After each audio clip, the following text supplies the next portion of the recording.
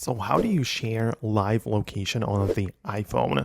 So it's a simple topic. Let's get into it. You have two main options which people use. If you want to share it with someone who also has an iPhone, the Find My application is a great choice. But if not, if you want to share it with someone else, let's say having an Android, then using WhatsApp is a great solution. So in the first case, you can open up the Find My application like that, and you can see that you can track the location of your devices, items, and people.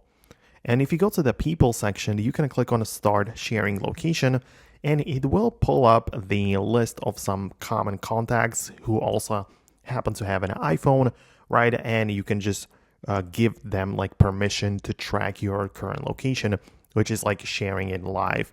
Now, obviously, you can stop that at any time, but it's also a very useful feature. But as I said, the other alternative is to use WhatsApp, which also has this feature implemented and built in, because you can open up the WhatsApp chat of your choice, obviously with the person you want to share it with. And if you click on the plus button, you can add some images and media, but there is also the ability to share the location there.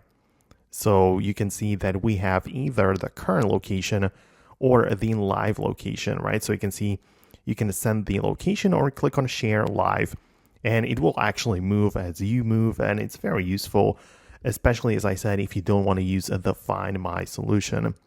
But that's it from me. Let me know if it worked for you. Subscribe for more tutorials and videos like this one, and I'll catch you later.